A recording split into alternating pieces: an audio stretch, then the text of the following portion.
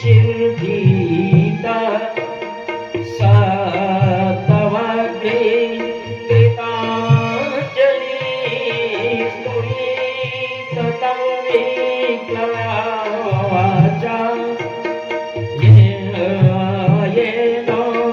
दरेकित नारायण दया कीजिए हे माधवा दया कीजिए नारायण दया कीजिए हे केशवा दया कीजिए।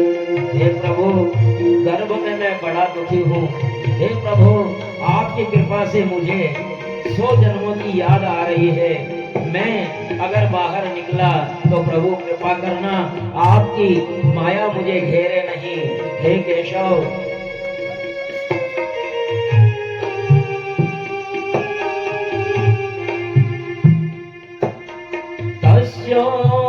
तस्योपसन्न भवितुं जगदीच्छयाता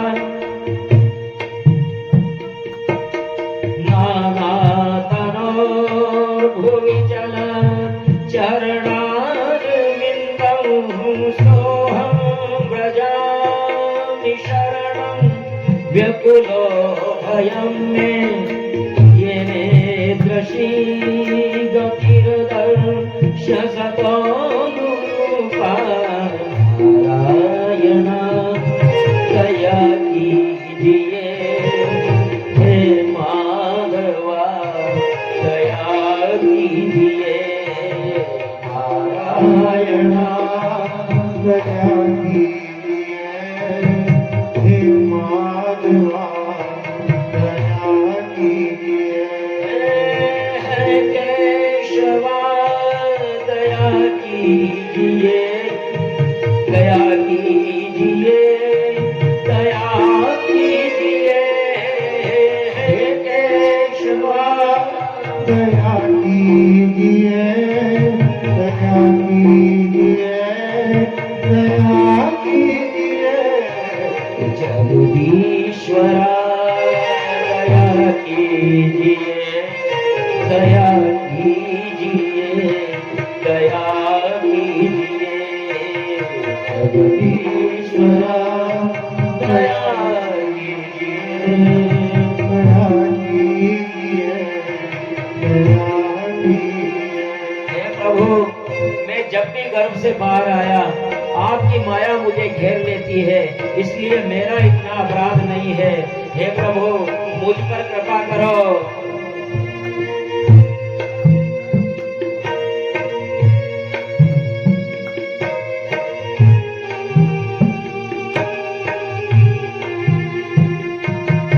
पड़ा तेरी माया के जंजाल में, पड़ा तेरी माया के जंजाल में, देखो जरा हूँ मैं किस हाल में। पड़ा तेरी माया के जंजाल में, देखो जरा हूँ मैं किस हाल में। अनर्थों का सागर ये संसार है, अनर्थों का सागर ये संसार है। अमरता का अमृत पिला दीजिए।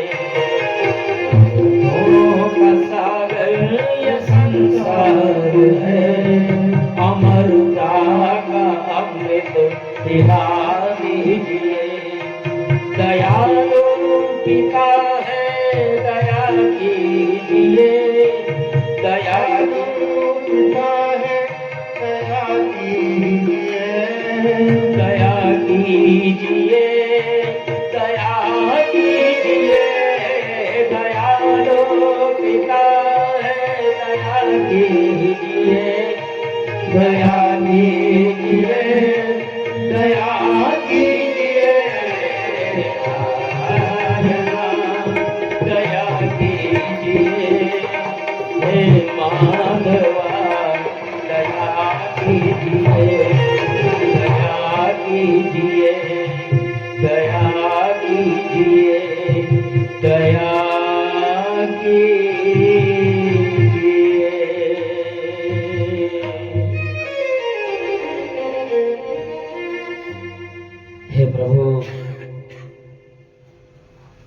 कितने ही नरक देखे हैं, लेकिन सबसे बड़ा नरक तो ये गर्भवास है।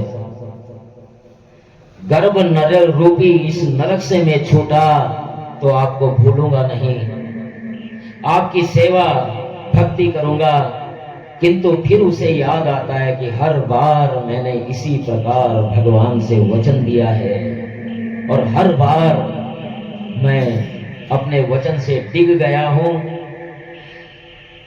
फिर गर्भ से बाहर जाते ही विष्णु माया मुझे मोह लेगी, मैं प्रभु को भूल जाऊंगा। इसलिए हे प्रभु, लाख दुखी हूं मैं बाहर नहीं आना चाहता।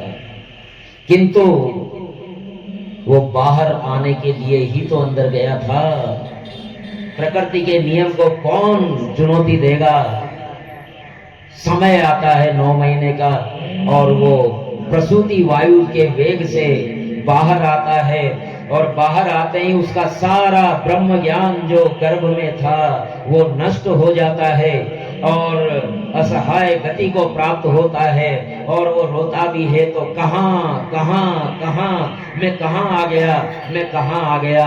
और मनुष्य के बच्चे की दशा देखिए आप।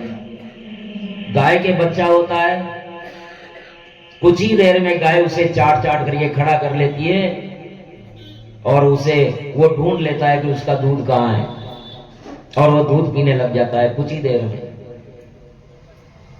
बकरी हो, भैंस हो, सुअर हो, कोई जानवर देख लो आप, तुरंत आत्मनिर्भर हो जाता है बच्चा। कुत्ते बिल्ली वगैरह सब अपना अपना पोषण ढूंढ लेते हैं, उसका दूध कहां है। लेकिन आदमी का बच्चा, आदमी के बच्चे को 6 महीने तक पता ही नहीं होता कि उसका दूध कहां है। भूख लगी तो रोना है, खुजली चली तो रोना है, मच्छर ने काटा तो रोना है, कुछ पेट में गड़बड़ हो गई तो रोना है। रोने के अलावा कुछ जानता ही नहीं। इस प्रकार से असहाय अवस्था में वो बढ़ता रहता है। मनुष्य का बच्चा बड़ा असहाय होता है। खुजली चलती है तो वो खुजला भी नहीं सकता, वो किसी को बता भी नहीं सकता कि मुझे इस जगह खुजली चल रही है, केवल रोना। गीला हो जाता है, गीला हो जाता है तो वो कह नहीं सकता कि मैं गीला हो गया, बस रोना। मच्छर काटे तो रोना। ऐसे लोगों के द्वारा उसका पोषण होता है जो उसके मंतव्य को भी जान नहीं पाते। बाल्यावस्था के कष्टों के बाद में फिर गुरुकुल जाता है, स्कूल जाता है तो वहां गुरुजनों की मारपीट, डांट डपट। और युवा होता है तो स्त्री में आसक्त हो जाता है, अपने से बलवान से युद्ध करता है और मारा जाता है और फिर नरक में जाता है। पुनरपि जननम पुनरपि मरणम पुनरपि जननी जठरे शयनम। यही घड़ी की सुई की तरह ये चलता रहता है। अतः माता अपने मन को सांसारिक विषयों से हटाओ, प्रभु में स्थित करना एक कर्तव्य है। परमात्मा के चरणों का आश्रय लेकर के जन्म मरण के चक्र से जो मुक्त हुआ उसी का जीवन सफल है। फिर नवदा भक्ति का उपदेश देते हैं कि श्रवण, भगवान के गुणों का श्रवण करो, कीर्तन, भगवान के गुणानुवादों का कीर्तन करो, स्मरण, याद करना है तो भगवान को याद करो, पाद सेवन, चरणों की सेवा करनी है तो भगवान के चरणों की सेवा करो, अर्चन, पूजा अर्चना करनी है तो भगवान की अर्चना करो, वंदन, वंदना करनी है तो भगवान कृष्ण की ही वंदना करो। सख्य, अगर कोई मित्र बनाना है तो सच्चा मित्र केवल वही हो सकता है, परमात्मा, उसे ही अपना सखा बनाओ। आत्मनिवेदन, मैं कुछ नहीं, बस तू ही तू है, मैं तेरा हूँ, बस तेरा हूँ। जैसे भी करना हो, जाही विधि राखे राम, ताही विधि रहिए, सीताराम सीताराम सीताराम कहिए। ये आत्मनिवेदन, दास्य, मैं तेरा दास हूँ, जैसे चाहे वैसा रखो। इस प्रकार माता को उपदेश देकर के कपिल भगवान वहां से चले गए। माता की आज्ञा लेकर के गंगा सागर संगम तीर्थ पर आए और गंगा सागर नारायण का स्वागत किया, कपिल नारायण का गंगा सागर ने। अब देखिए, ये भारत की एकता है। इस विषय को बताऊं उससे पहले एक और विषय हमारे जमाने का। जब अटल जी की 13 दिन की सरकार बनी थी तो एक सोमनाथ चटर्जी हुआ करते थे, पश्चिम बंगाल के सांसद थे, मार्क्सवादी थे, कम्युनिस्ट। सोमनाथ चटर्जी, उन्होंने कहा था कि धर्म क्या है, धर्म तो अफीम है, और राष्ट्र क्या है, राष्ट्र का कोई अस्तित्व नहीं होता है। तो सुषमा स्वराज एक नेत्री हुई है, बहुत विद्वत विदुषी, उसने कहा कि महाराज, सोमनाथ गुजरात में और बंगाल में जब एक बच्चा जन्म लेता है तो उसका पिता उसका नाम सोमनाथ रखता है, ये भारत का राष्ट्र है। सोमनाथ गुजरात में और बंगाल में जब सोमनाथ चटर्जी पैदा होता है तो उसका बाप उसका नाम सोमनाथ रखता है, ये भारत की राष्ट्रीयता है। और यहाँ देखिए, ये कपिल करदम ऋषि का आश्रम है, बिंदु सरोवर, कच्छ, गुजरात, जहाँ देवहूति माता को मोक्ष मिला है, वहाँ ज्ञान प्राप्त हुआ है, जहाँ मुक्ति हुई है, वो बिंदु सरोवर, उसे मातृ गया कहा जाता है। और जिस प्रकार यहाँ पिंडदान का महत्व, वैसा ही महत्व मातृ गया का भी है, जो बिंदु सरोवर कच्छ में है, गुजरात में। लेकिन कपिल मुनि का जन्म स्थान बिंदु सरोवर है, लेकिन उनका कर्म स्थान कौन सा है? कपिल का आश्रम कहाँ है? जय हो। और जय हो। गंगा सागर कहाँ है? और गंगा सागर कहाँ है? और बिंदु सरोवर कहाँ बताया गया? और बिंदु सरोवर कहाँ बताया गया?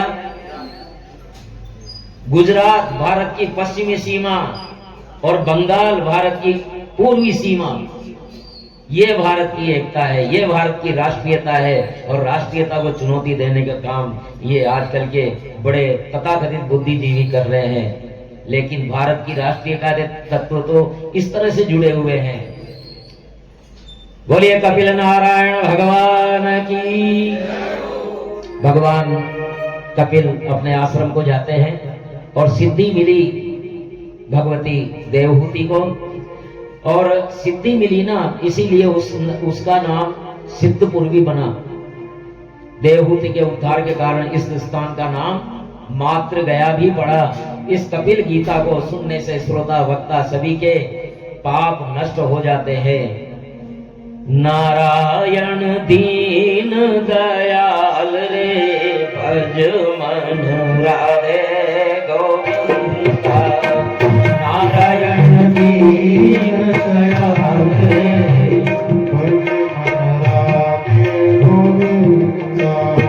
राधे गोविंदा, भज राधे गोविंदा, राधे गोविंदा, भज राधे गोविंदा, राधे गोविंदा, भज राधे गोविंदा, भज राधे गोविंदा, राधे गोविंदा, भज राधे गोविंदा। नारायण सब सुख सारे, भज मन राधे गोविंदा। नारायण सब सुख सारे, भज मन राधे गोविंदा। राधे गोविंदा, भज राधे गोविंदा, राधे गोविंदा, भज राधे गोविंदा। नारायण भज रे, भज मन राधे गोविंदा। नारायण बदरी निकाले, भज मन राधे गोविंदा।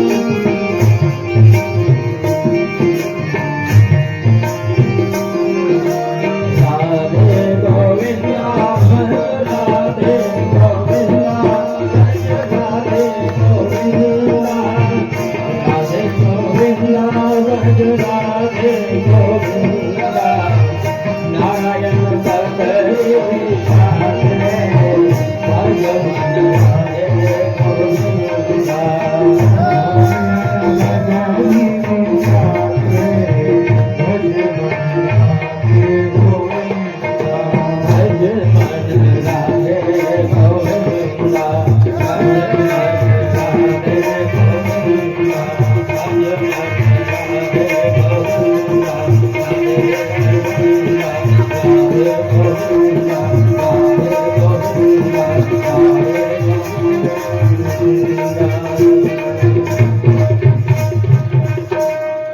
बोले राधा गोविंद भगवान की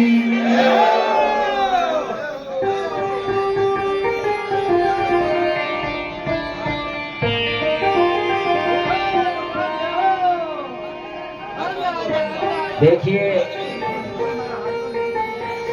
हम देवहूति के पुत्रियों के वंश का वर्णन में अत्रि और अनसुईया का वर्णन आता है। अत्रि विराज जाइए, विराज जाइए।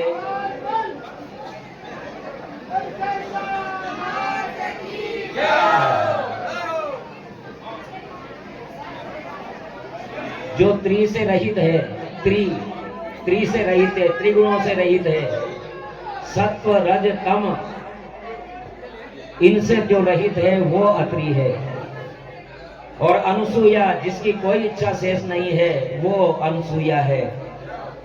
और अत्रि और अनुसूया जैसे कर्म अगर हमारे दंपतियों के होंगे तो वहाँ तो त्रिदेव जन्म भी लेने के लिए जन्म लेने के लिए बाध्य हो जाते हैं।